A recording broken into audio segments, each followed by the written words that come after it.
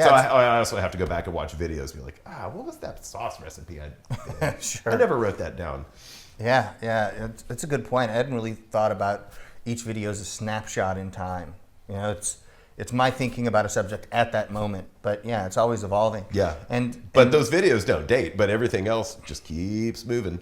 Yeah, exactly. You know, I get older and those videos stay the same age. All right.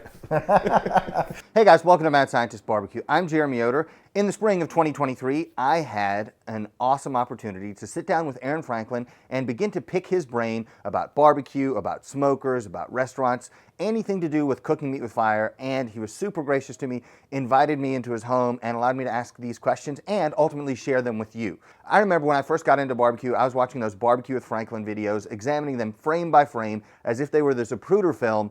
I mean, I had no resources at my disposal. I was barely making any money at all. I was renting a tiny room in somebody else's house. I bought the cheapest sheet metal 4-in-1 smoker grill, propane grill combo thing, and I couldn't have been any happier because I was inspired to try to make this Texas-style barbecue. Despite having no resources, didn't have fancy cookers, had a hard time finding wood, couldn't afford expensive meat, that was the most fun I've ever had barbecuing in my entire life. And sometimes I think back on that, and even with less, I don't think I could have enjoyed barbecue anymore. That's what those programs did for me as a barbecue enthusiast. So I hope you guys enjoy this video half as much as I did while we were taping it, because I was able to learn so much and get to meet one of my barbecue heroes. So stick around, check out this interview. I think you guys are really gonna enjoy it, and I think it's gonna give you some insights into Franklin barbecue and his cooking methods that maybe you didn't have before. When I was first looking at getting a bigger smoker for events to start the catering business, I thought, okay, I want to get every feature available, you know, because then it'll be perfect. But what I've realized in the years since is, no, I want just a simple cooker, and I want a wood rack if it's on a trailer. Yeah. Like, that's the only accessory. That's the only accessory I want. And tires. Oh, I need tires. And you might need lights, too. Definitely lights. I want it to be road legal, but legal schmeagle. Yeah, well, I don't like the, what do they call it? It's like the flat top on top of the firebox. You know, I'm like, you're not going to use it, it's going to rust, or they'll have all kinds of extra stuff welded onto the trailer. Yeah. Well, and it gets from like design thing to like, you know, when, like I always approach these things from the inside out. Like I designed something the way I want it to cook. Man, it's really coming down. It really is. This is a bummer, dude. Anyway, so, you know, design a cooker from the inside out, and then you just kind of build outward, you know, as opposed to like all the like fancy cookers that are designed from maybe a design team or something that maybe they think looks cool, but maybe isn't as functional. Like, it's just different perspectives on design. I think a number of things go into like the smokers that people are making and purchasing. One of them is, I think now there's a little bit of a disconnect between the people who are metal fabricators who realized that they could make smokers, and the people who are barbecue cooks who wanted to make something that would cook exactly the way they want. Exactly. Does that make sense? They're kind of approaching it from two different angles. Yeah, I mean, it's the same thing that I see, like looking at cookers like, oh, well, you're just knocking off something else, or let somebody else do the inside design work and then making like, you know, your version of it or something like that. But then when you see somebody that really like comes up with something that's like unique, or like it's got meaning, it's got thought, and they cooked on it and they tried it and they changed this or moved this or raised this or came at it. I mean, I get so excited when somebody like comes up with something really like, not innovative because it's just fire, it's not that big of a deal, but something that's just like, oh, you really tried. Yeah. I appreciate that. Yeah. You just opened a new restaurant. It's opening right now. Okay, so we're in our 10th day. Wow. Yeah, it's double fresh. digits now. Yeah, we're getting into the big time. Yeah, so what made you decide, because everybody, I think, I hear this all the time from people, they have, a great idea for a restaurant, and it seems like everybody has a great idea for a restaurant. Oh, everybody's got ideas. Oh, yeah. Yeah. But the number of restaurants that are actually successful is small, and the number that are wildly successful is smaller yet. Mm-hmm. But I think people look on TV and they'll see like Gordon Ramsay, and they imagine that being a chef is like being Gordon Ramsay. Yeah. But that's not really what it's like. That guy's in his own territory. Exactly. Yeah. So what made you decide that you wanted to add to the number of headaches that you have and open a new restaurant? Been working on the new restaurant. It's called Uptown Sports Club.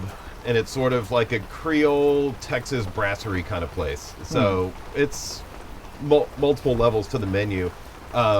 But really, we've been working on that for 6 years. So definitely, all of our projects are long burning projects. You know, it took 7 years to open up Franklin Barbecue. It took about 6 years to get Barbecue Pits off. It took 5 years to get the festival up to our first year. It's taken 6 years to get this restaurant off the ground. So, you know, we're pretty intentional, have a lot of thoughts, but also don't move too fast. Yep. Like things happen when they happen, like Yep. real organic timing. In that 6 years, you know, like Franklin Barbecue is pretty gosh darn stable. We've been doing it for over 13 years now. Got a great team, good bunch of cooks over there, good bunch of front house. Everybody's just really good at what they do. So I've kind of become the old guy, just drinking his coffee, like, it's too hot, it's too fast, blah, blah, blah.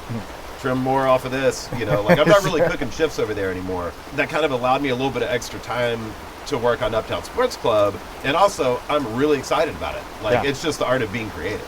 Sure. You know, like I love to build stuff. I love to create things and tinker with things, design things, and, you know, building a restaurant is all that. You know, Yep. it's troubleshooting, it's hiring, it's working on recipes, it's logistics, it's building design, it's, you know, like the flow of people and service. It's all that stuff. So I love it. I mean, I really love restaurants. Do you ever miss the simplicity of how things worked when you were first starting out? I do really miss that. But I also don't miss working 70 plus hour work days. Fair. Because really, I mean, I think the longest work day I've ever had was 76 hours straight. Yikes. And that's a lot. Oh, yeah. You know, I mean, for the first 7 years of Franklin, I slept about an hour and a half a night. I got to work at 12:30 a.m.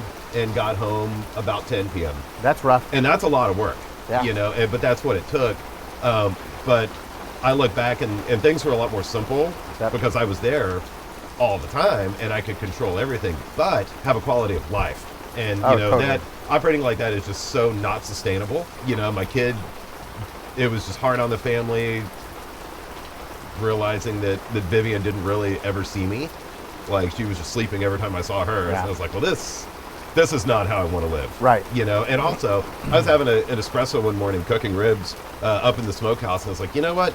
I'm going to have a brain aneurysm and fall into a fire one night, and I don't want to go down like that. And, like, kind of back in the day, you think of, like, old school barbecue stuff, and it was always so, like, almost romantic in a way of, like, the old guy, been doing it forever, you know, and then he passes, and you know, it's just this kind of like sad story, you know. Yeah. And I don't want that. Like, Sure. I love life, I love doing stuff, and I love having fun, I love being creative, and I love hanging out with my family, and I love hanging out with friends, and I still don't get to cook at home, but I'm going to get back to it one day. But yeah, I just want to keep doing it, Yeah. you know, and working that hard is not a path to doing it.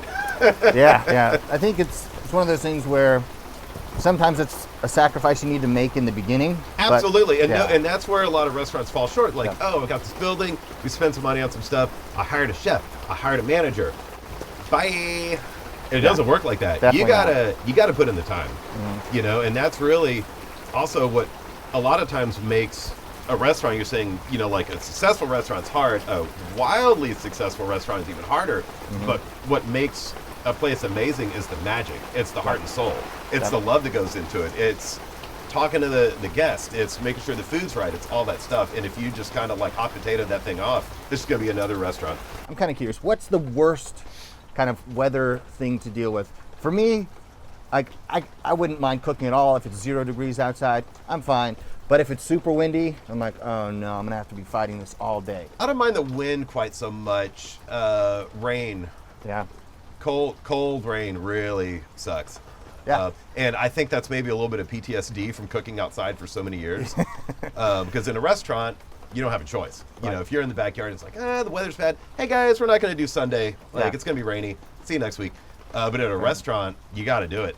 And that's, you know, I remember back in the day at Franklin cooking outside, having 5 smokers back there, you know, all kind of terraced out and all in trailers. And man, just crazy downpours, just super soaked in just 12 hours of just standing in the rain taking it, you know. And it's like, 20 degrees outside. Like that sucks. Yeah.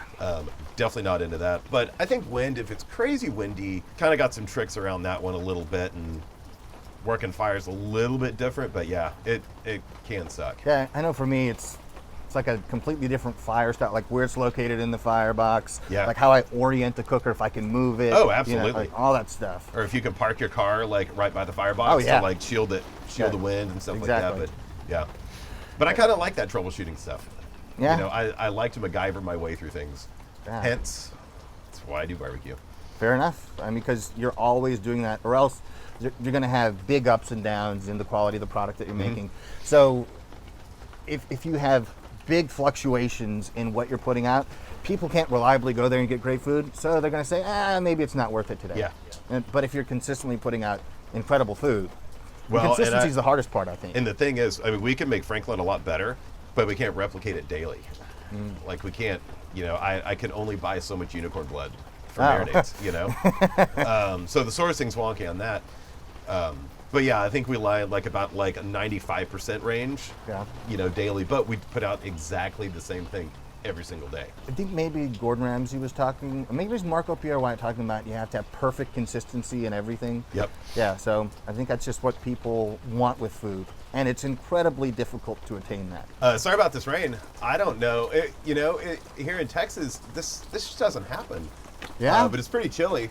I was expecting the weather to be humid, muggy, but no, this is not exactly. I'm offended that I had to put on big boy pants this morning. I mean, this is out of control. I was hoping to wear shorts. But it is pretty chilly. I think we should go inside. Deal. I want to tell you guys a little bit of a story. A couple years ago, I got an email from a company called Made In. I'd never heard of them before, and I kind of looked at it and thought, cookware for indoors, not interested. And I told them, thanks, but no thanks. To their credit, they said, let us at least send you some product, and then you decide. I got their stuff. It was so good that I gave away all of my other cookware. So all the stuff that I'd gotten for, when I got married, all that stuff gone because Made In is simply that much better.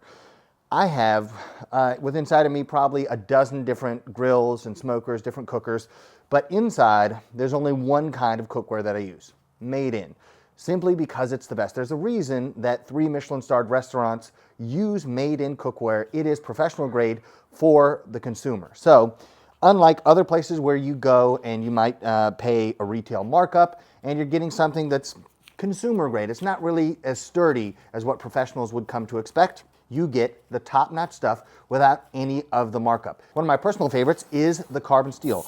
All the benefits of cast iron. You season it the same way you season cast iron, but it's better even than cast iron because it's a little lighter and it's got this long handle that makes it possible to handle these and move them around without scalding your hand. I know it's sacrilege for somebody who's super into barbecue and cooking meat with fire to say that he prefers cooking in a pan when it comes to steaks, but there's no replacement for that sear or smash burgers. Their carbon steel griddle is another way to get great sears on burgers, steaks, anything you want a beautiful crust on.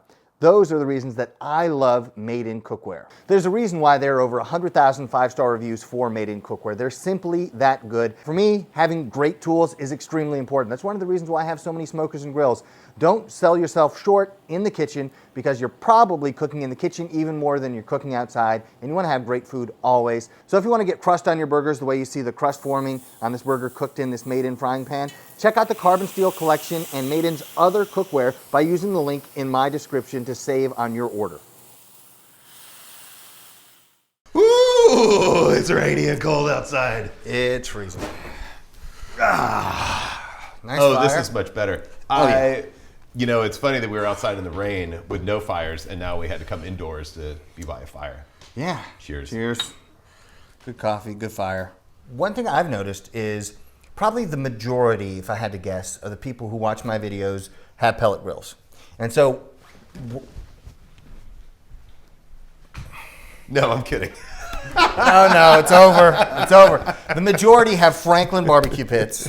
The majority of people have pellet grills, and Like I said, those videos that you put out, the Barbecue with Franklin, it's like barbecue gospel. And so they'll see $275 and they try to use their pellet grill. They're on the bottom shelf. Apples and oranges, though. It's completely totally different. They're this close to that diffuser plate, and so they're getting lots of radiant heat from that. And they're like, I cooked my brisket in 3.5 hours. I'm like, ooh, I think something went wrong. Takes longer than that to break down the collagen, but it's cool.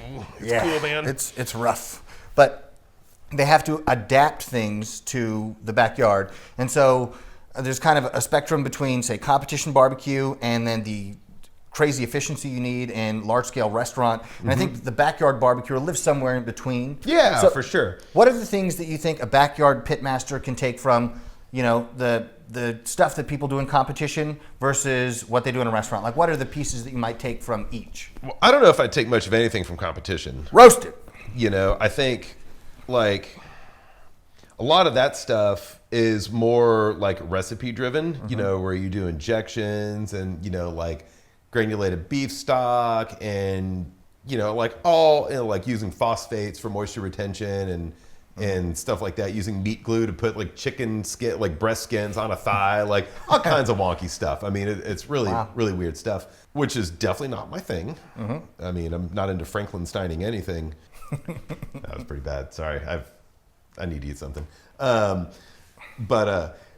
think, like, so there's not a lot that I would take from that, but I think like the hot and fast kind of thing, like, it's just, there's so many different opinions out there, and there's no necessarily like right or wrong way to do. Well, there are some wrong ways, I guess, but yeah, and there's some more right ways to do things. But I mean, I think as a backyard person, I would take most of my nods from like restaurant stuff, because I think if you're really going to spend your time cooking something, I want to cook something that I want to eat. And I don't want to eat as a meal. Like, I want to have a sandwich. I don't want that one bite little miracle from a competition, submission. Like, I want something that's good, and I want to be proud of it, and I want my friends to enjoy it, and I want to be able to share it. So I think that gets into like restaurant land territory. So I think I would do maybe about 10 degrees of separation from restaurants. Yeah. But then you have to learn how to scale that stuff down, which it gets a lot easier when you scale down. But if you scale down too far, it gets more difficult. You kind of hit a point of diminishing return somewhere in there. I would agree with that. So it's almost like they do it at a restaurant, but if you're cooking in your backyard for you and your family, you can have a more specific flavor profile that you're after, like with whatever rub you use. So instead of like, this has to appeal to everybody. Stuff doesn't really even matter that much, because like you're just kind of like a textural artist, as a barbecue person. Like, you want to render the fats, you want say on a brisket, you want the point, you want the flat to cook down to tenderness, you want to render the seam fat, you got subcutaneous fat, you got bark formation, you've got all these things that happen at different times and in different ways. All three of the fats on a brisket render at different temperatures. And it also depends on how much grass the animal ate, or how much corn they were fed, or like all what breed they are. Like, all these things matter. So I think I think of it as being more of like an artist. Like, you watch a piece of meat, and of course this comes with experience and just doing it more and more and more. When very few people in this world are going to cook a bazillion briskets over their life. I mean, that's just it's not realistic.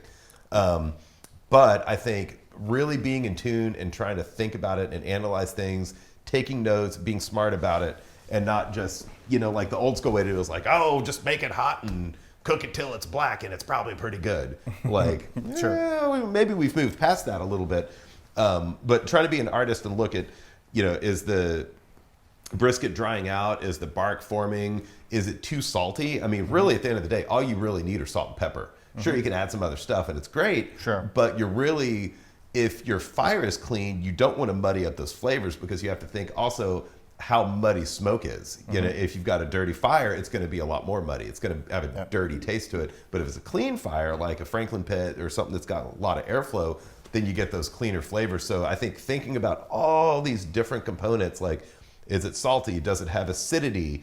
And certain cuts on an animal, brisket being one of them, have a certain amount of acidity. So you've got that. You can pull out flavors. You can darken flavors. You use pepper. I use pepper more for texture than I do flavor, because of course texture helps the smoke stick to the meat. So that's why we age our pepper, so that it's not too sharp tasting, but we get the texture out of it. So like all these little details, but when you start to map things out, it's essentially the same way as building like a model car. Yeah. You know, you've got all these little components, and then you just start to overanalyze everything. It's like, okay, fire, where do I get good flavors? Oh, well, it's this kind of wood. Oh, well, it's this combustion temperature. Oh, why did the edges dry out on this? Oh, I had too much airflow. Dial that back. And then you start to fill in the pieces. And before you know it, you have a mental outline of what's going on. And if you make that game plan enough, you could probably find something online, or you could lay in bed thinking about it way too much like I do. Or you can stare at fires while you're cooking, which is really how I've like learned all this stuff, is just by watching fires. Yeah. And just thinking about it, be like, man, my ribs didn't turn out quite right. I wonder, okay, I'm going to try this tomorrow. And then you just keep doing it, you know? Yeah. But I think if you kind of come up with a game plan, and I think it is really helpful, and I say this a lot, to like take notes, have a game plan, and then as you're cooking, or as soon as you're done cooking, or when you're eating it, you also take notes and you make your game plan for the next cook.